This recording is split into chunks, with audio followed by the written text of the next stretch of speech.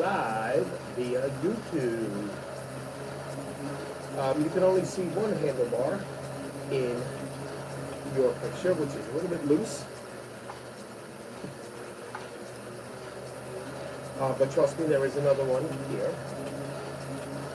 But with all these flowers here on the railing of the porch, I can only put the camera so many places. In fact, I had to move a flower away just to get this.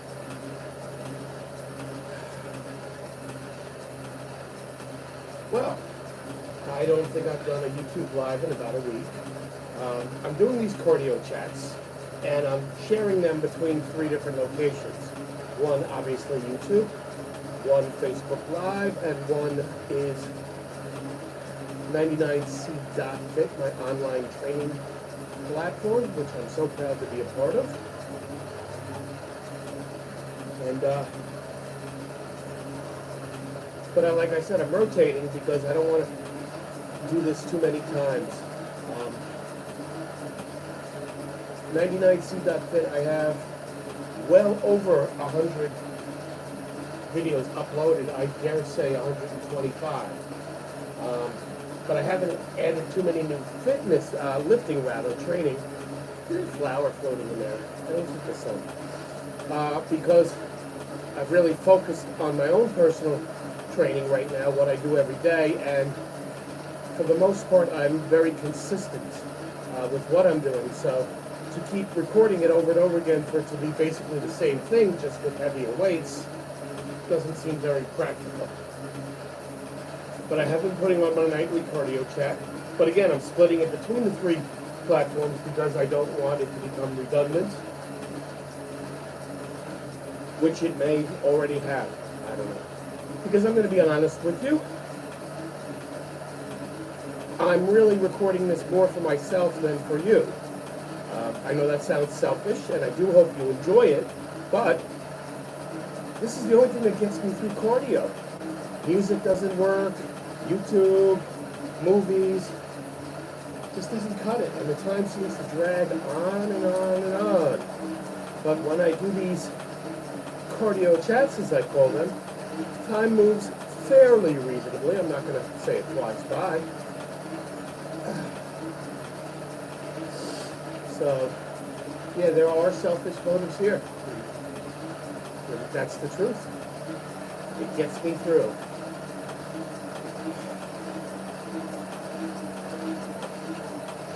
This will be my last cardio session with 30 minutes. I will up it to 35 starting next week. We are going away to Manila. We're leaving late tomorrow evening, well, 9 p.m. Late up to you. And we'll be on the bus all night. We'll be arriving in Manila at 6 a.m. Saturday morning. And then we're going to leave Monday afternoon, Monday evening, and come back again. At first, we were going to only go for 2 days, Saturday and Sunday, leave Sunday night. But I guess I guilted my wife, and I kept telling her, it's just, we've never been on a holiday since we've been together. We've never taken a vacation. And 2 days is just not going to cut it. There's so many places that I'd like to see, so many places I'd like to eat, so many supplement stores I want to go to and spend my money. And I don't know if this was the intended purpose. Maybe it was the subliminal, passive-aggressive purpose that I'm so famous for my passive aggression. I made a post on Facebook saying Middle Kingdom Fitness is coming to Manila. And wouldn't you know it, lo and behold, somebody hit me up and wanted me to train them in person. And I'm really looking forward to that because of my location now and because of the pandemic before this. I haven't trained somebody one-on-one, live, in person, face-to-face, if you will, in many, many years, if ever. I think the only time that I've done it before was before I was actually certified to do so. Let's get this out in the open, too. I'm a certified fitness coach. I am not officially a certified personal trainer.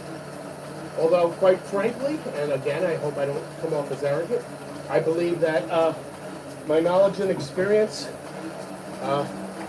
allows me to at least be on an equal level, if not higher level, than many, many of the trainers I see locally and especially on social media.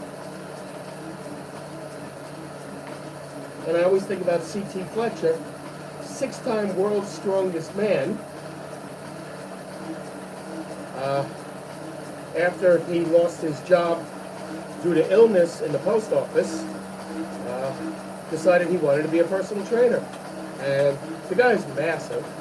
He's been doing it forever, but he couldn't find any jobs because he didn't have the required certifications. Of course, I see the value in having those. And I also see that just because somebody is big doesn't mean they know how to train somebody else. Most professional bodybuilders, probably all of them, have personal trainers or coaches. So, if they knew everything, then do they need them? And of course, there's the matter that our genetics are involved in. All superior professional bodybuilders have superior genetics as opposed to everyone else. Even if you're on all the steroids in the world, you train harder than anybody. If your body is not predisposed to muscle growth, then you're just not going to be an elite professional bodybuilder. As one of the documentaries said, you have to be in the 1% of the people in the world who can add mass while burning fat. I think it was Phil Heath that said that. On Generation Iron 1, if I'm correct, but I don't know. So, I just need to nail down which hotel we're going to stay at. The client is going to meet me there, and I am going to teach him all the little nuances, I like that word, of resistance band training. He's done it before, but he said that he's really questioning his form and his technique, and he just wants to learn about as much about them as possible. My only question is, since I'm only going to be there one day and our session is for 1 hour,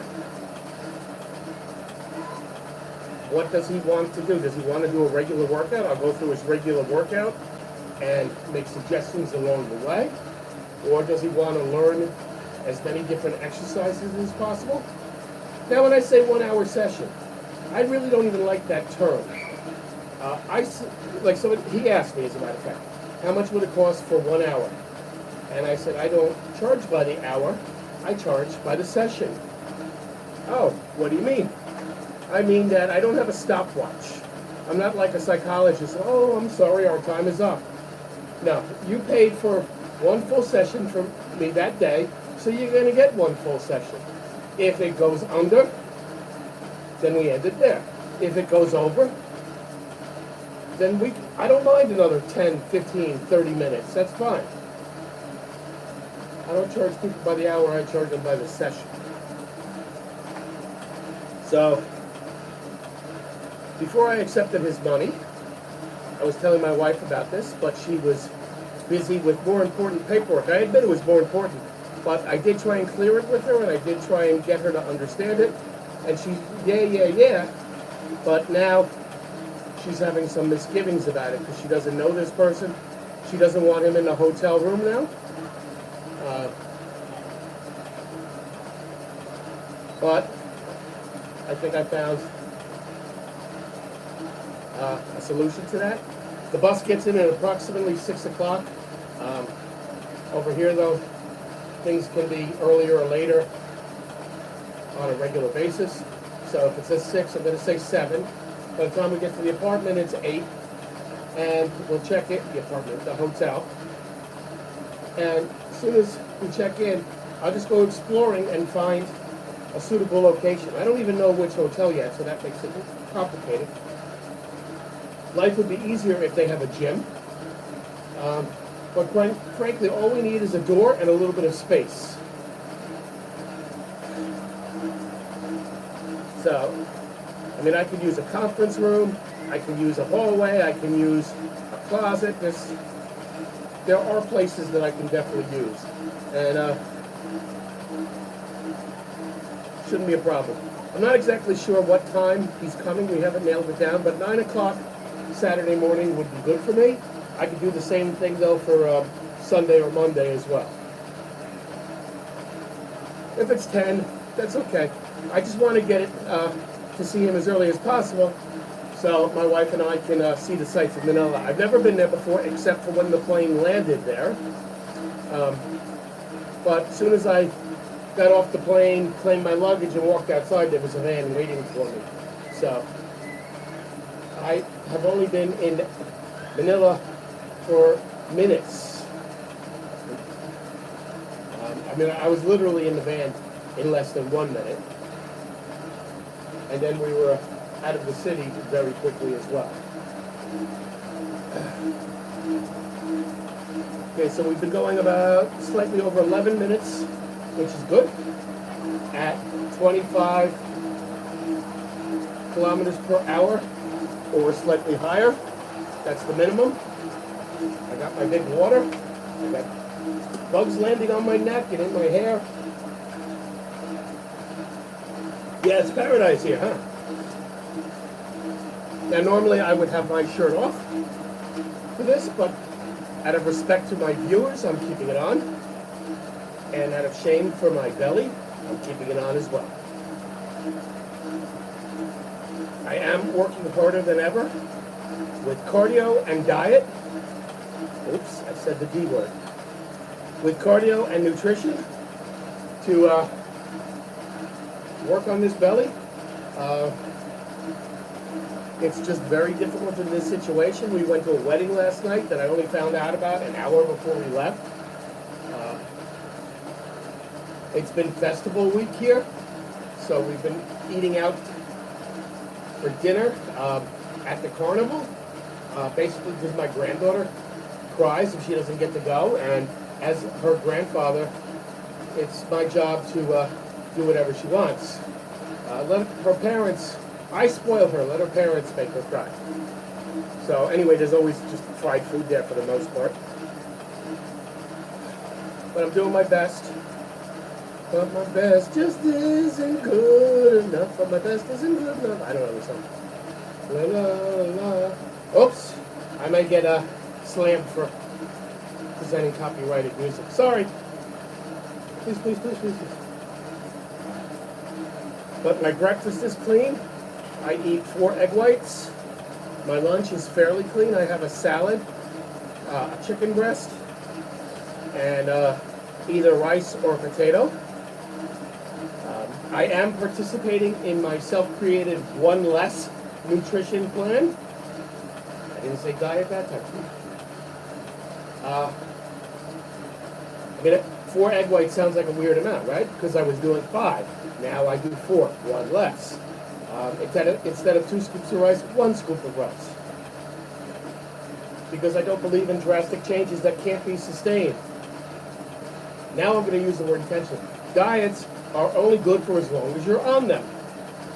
But most of them are not sustainable for a long period of time. So any loss that you may have made on your diet will more than likely come back the second that you discontinue that diet. Remember, fat loss is all about caloric deficit, taking in less calories than what's going out. So you have to eat less, exercise more. It's that simple. Any diet is just a form of that. Keto, paleo, Miami, Hollywood, even intermittent fasting, which people keep trying to tell me is the way to go. And when I tell them my reasons that I personally cannot and will not do it, they just keep debating and debating. It's not going to happen. The major reason is, well, there's 2 major reasons. One, I work out in the morning, so if I'm not going to eat before I work out, I'm not going to be my strongest. But more importantly, number 2, I suffer from intermittent insomnia. And sometimes I can't stay up all night without eating something, even if it's an apple or a banana, something. Can of tuna, anything, but that violates, very possibly could violate my intermittent fasting hours.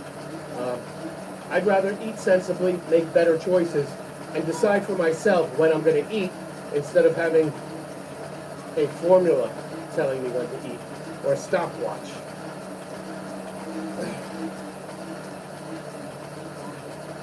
I've also eliminated all sauces, dressings, condiments, any kind of flavoring, liquid flavoring from food. I'm still doing a little bit of salt and pepper, but that's it. Salt and pepper. Push it real good. Real good. Actually, again, sorry, copyright people at Sony Music. Please don't ding me. Salt and Pepper, the two musicians, actually there was three of them, but the two main ones, went to the same high school in New York that I taught at for 9 years. They were well before the time I taught there, but they went there nonetheless. Just a little bit of a backstory.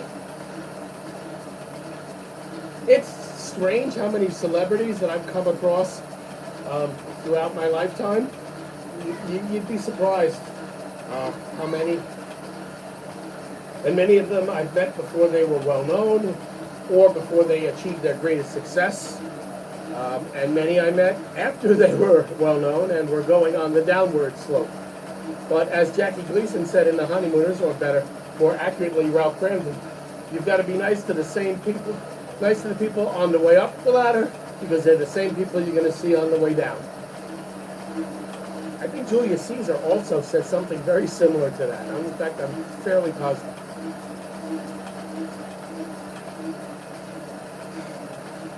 But yeah, I mean, through the wrestling world, as a professional wrestler, I've met a lot of people who had discontinued employment, either because of their own desire or the WWE's desire. So I've wrestled a lot of them, or I've been in locker rooms with a lot of them. But I've also wrestled a lot of people on their way up who are now famous in wrestling. In college, I worked at, it's called the Westbury Music Fair, where it's a suburban. I'm trying. It's just freaking hot in here, Jamal. It's really hot. It's a suburban music venue in Long Island, where people, a lot of acts. It's more or less designed for elderly people. So there's a lot of singers who hadn't been, or comedians who hadn't been famous for 20 years or so. They come to Westbury Music Fair. But every now and then they'll put up some musicals.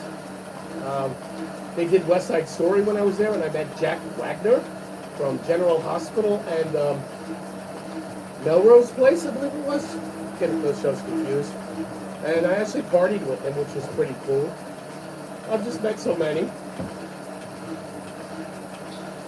Why did my wife just get out of a vehicle when she was just around the corner? Oh, it's her son and he needs to park. Okay. That was conspicuous. Or made me suspicious, not conspicuous. I don't speak as well as I want to when I'm on this.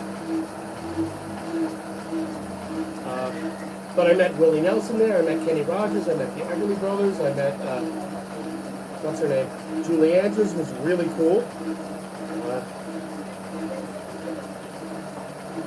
Miami Sound Machine, which was Gloria Stefan's band before they became famous. The Fat Boys, they were a rap group back in the late 80s, early 90s. So I came across a lot of different acts there. Menudo.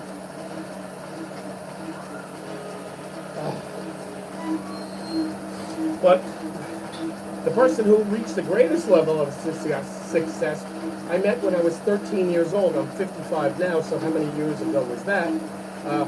Me and a buddy cut school, went into New York City around Christmas time. Not only were we used as extras in a movie where we got to see Dudley Moore, Liza Minnelli, and Sir Alex Gielgud, But when we went across the street to Trump Towers, who do you think we bumped into? I physically, literally bumped into Donald Trump. And he had an entourage of security, but they were behind him, so I actually bumped elbows with him, no joke. Good night, my son.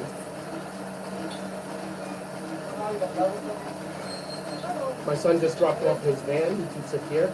I shouldn't say van, SUV.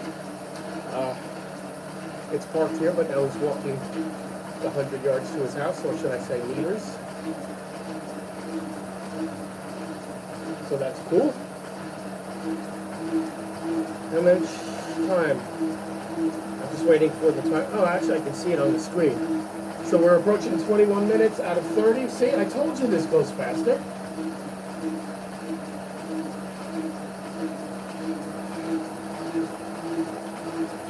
I haven't gone below my minimum.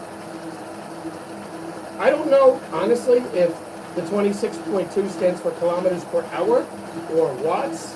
I don't know that for a fact. According to this, I've done almost 130 calories, which reminds me of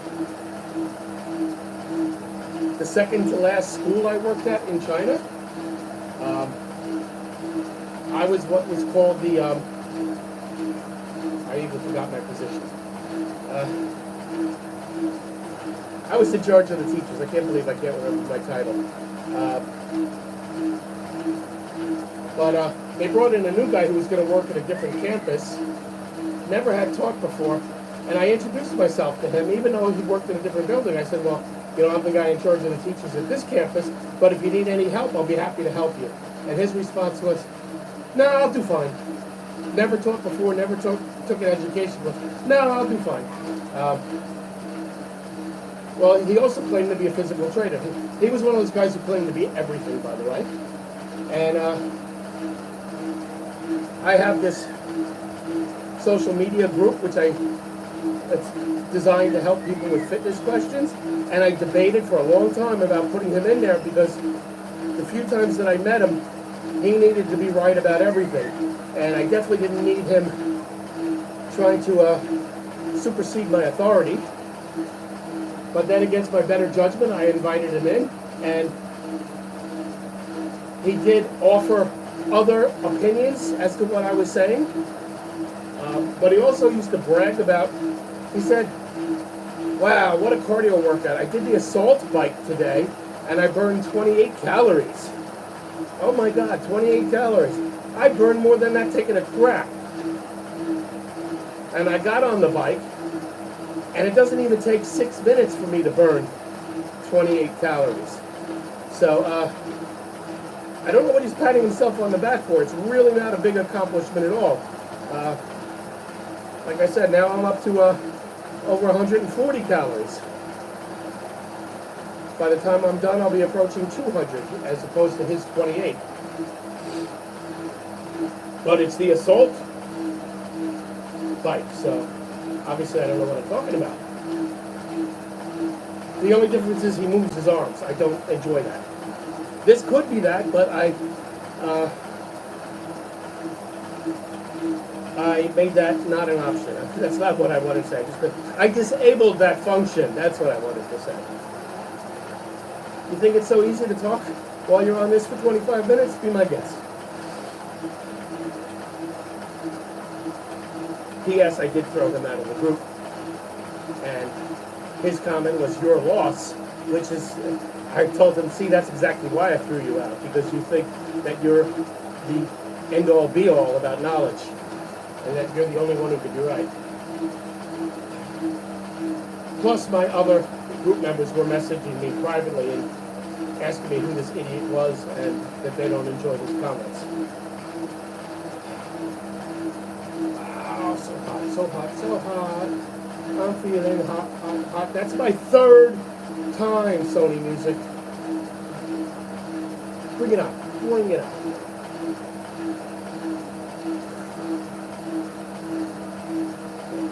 I have been getting some nice results with my arms, and I owe it all to a technique called feeder sets. Now, I'm not saying this man invented them, but I first heard about them through the late Rich Piana. If you know who he was, love him or hate him, you cannot deny that he's a character, was a character. He was open about his steroid use / abuse. He did not compete because he kept saying that, what does he care about what judges think, and why is he killing himself to get a $5 trophy? Just as a side note, I think that he's missing the symbolism of that trophy, as opposed to the actual value or cost. That's cost, not value. He doesn't see the value of it, and all of the other endorsement deals that it could have led to. But again, that wasn't his problem anyway, because he had a very large following on social media, because he's this big giant of a guy, 300 pounds. I keep speaking present tense. The guy's dead. Tattoos, curses 3 times in a sentence. And he started his own supplement company, which I love the products, I'm not going to lie to you. The brand is called 5%, which he thought was a cool name, because it said that, only 5% of the people are willing to make the commitment that it takes to succeed, not just in fitness, and he didn't realize the prison connotations with the term 5%.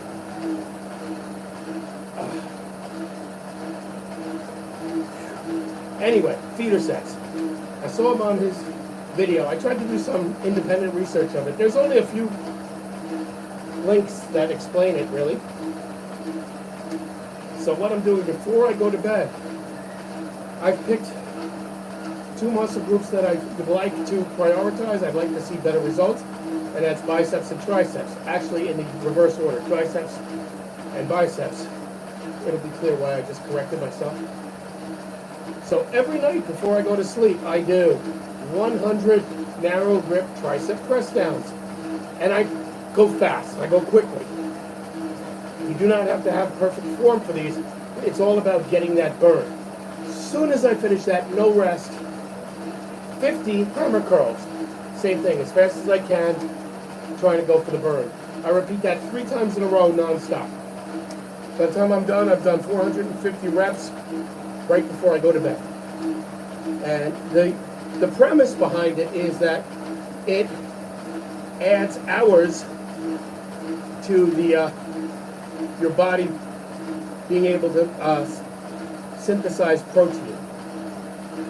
So you're pumping more protein throughout your system. They say for an extra 8 to 10 hours if you do feeder sets.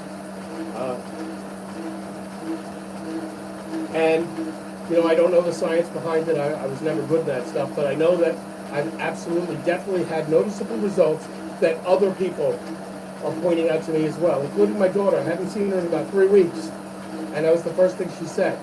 Dad, your arms look fatter. She's a native Filipino. What she meant, I hope, is bigger or more muscular. Well, she used the term fatter. So I've been doing them for about 6 weeks right now, since January 1st. And I will do them until February 28th. And then I will do shoulders for a month. And then I'll do arms again for another 2 months. And then I'll do chest. It's all a long-term commitment. You know the cliche, it's a marathon, not a sprint.